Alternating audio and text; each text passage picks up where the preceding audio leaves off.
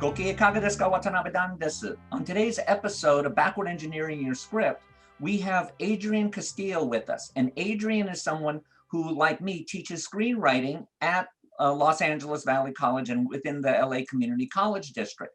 So what I'd like to talk with Adrian about today is what he feels are the primary reasons why it's a good idea to take a screenwriting class and actually learn some of the nomenclature from someone who has done it before, as opposed to just reading the Sid Field book or the David Trottier book or Save the Cat. So anyway, Adrian, can you give us a little bit of an introduction of how you got into entertainment? Okay.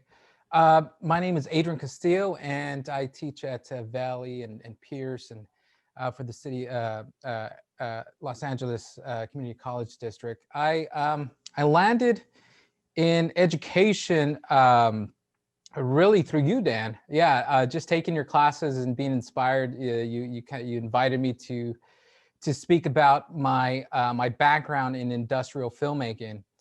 And from there, I just kind of caught the bug with just communicating the medium and teaching other students, and I haven't looked back since. My background is I come from Central California.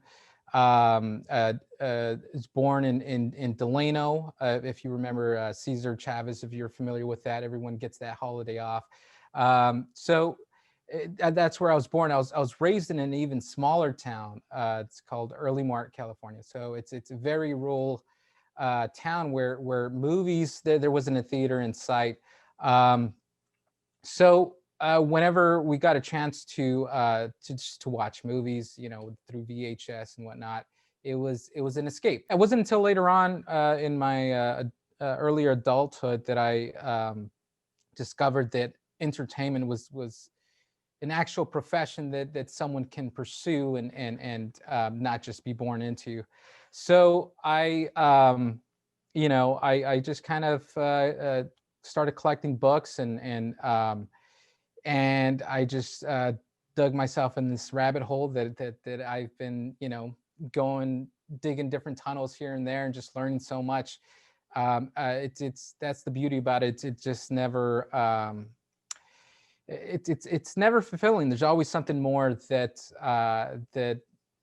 I find in this field.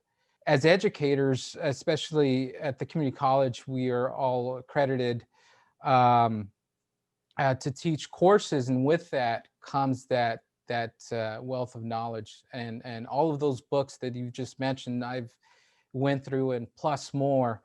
And starting off, that can be overwhelming. There's a lot of great information there, and there's a lot of books that unfortunately aren't that good and can lead you to just being fearful of the craft.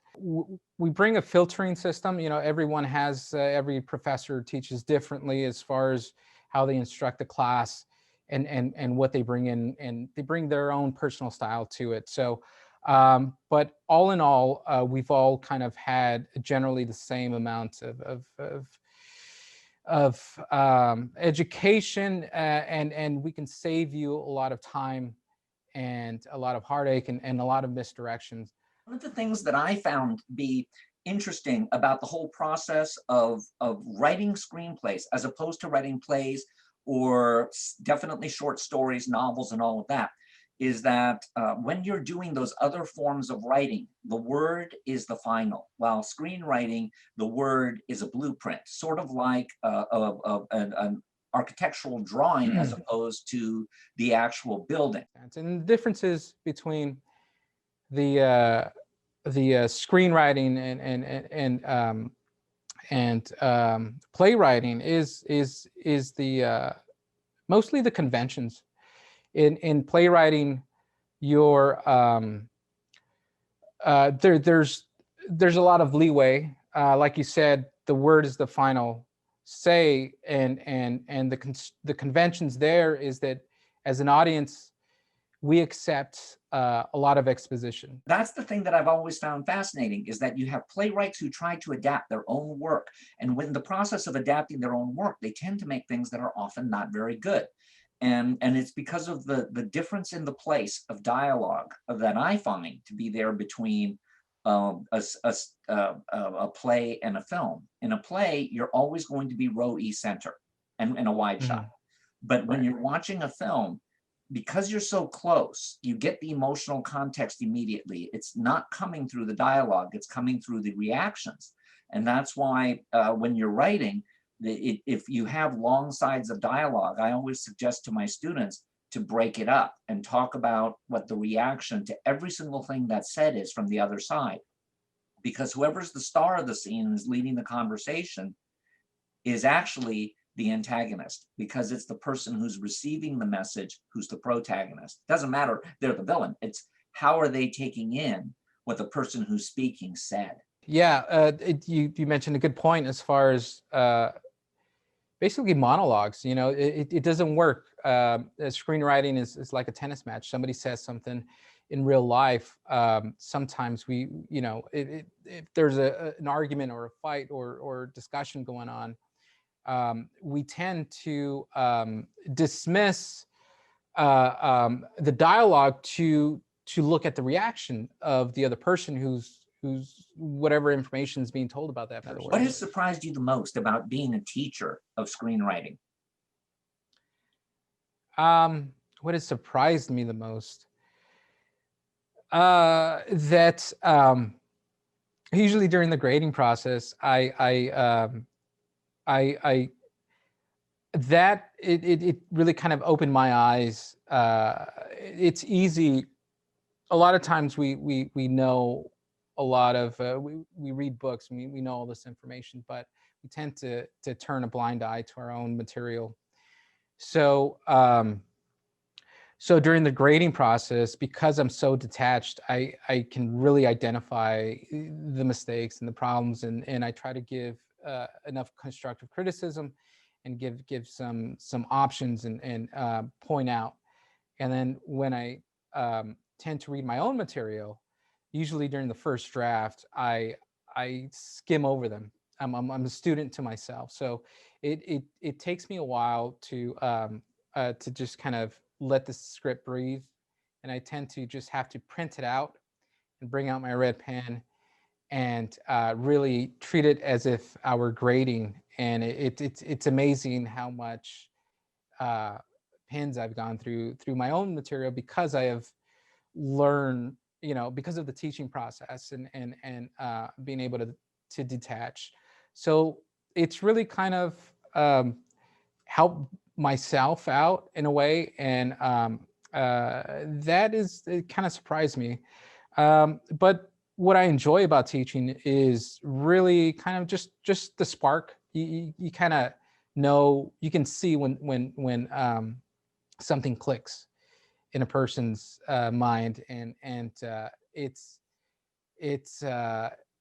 feels good, you know, because it's something that I'm able to share. I'll tell you what I've found to be the most amazing thing is that you'll have a student who clearly does not have any confidence in themselves Oh within the yeah. course of the classroom. And then they'll turn in their pages, and their pages will be sensational.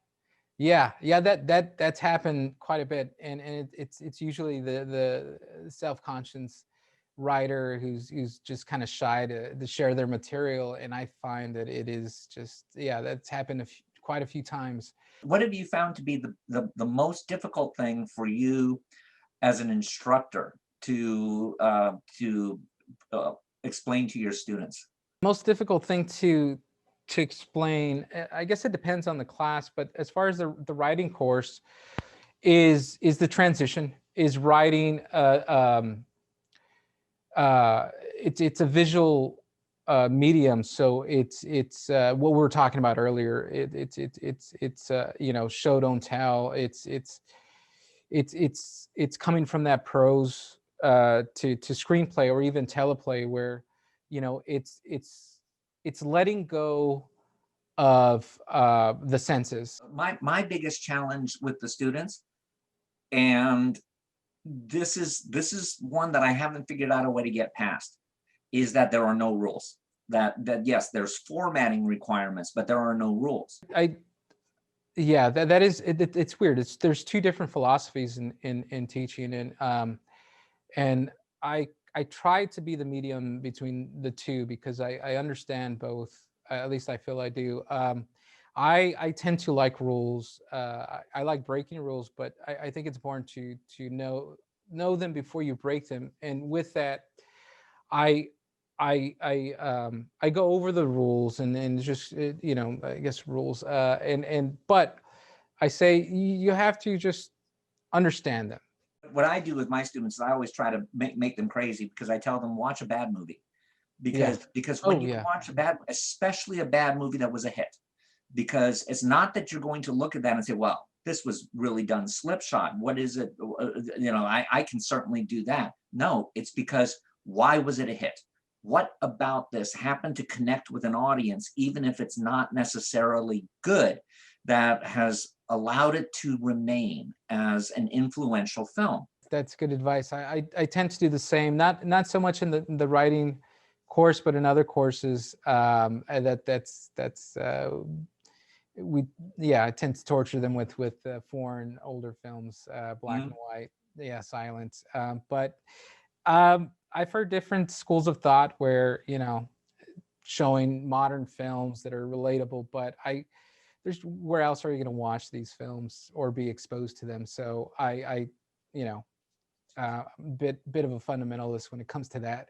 As a final question, what do you feel is the greatest benefit that someone has because they went to film school and had a chance to interact with other people? Starting your career, it's networking. It's there's so many people out there that do try to make it on their own, and it is possible, but it's so much easier to go through a community college where a lot of people that have an interest, are filtered out. But through the end of it, and when you come out knowing that you've accomplished so much, and the ones left standing, those are the ones that you can count on. And I still to this day I keep in touch with a lot of alumni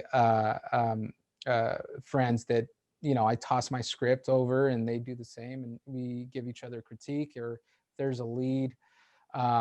So there's so much benefit in um, being in being in a community. Thank you very much for this, and I will put in the in the bar below what the login is for your class, so that they can take it Awesome. online. Yeah, sounds good. Thank you.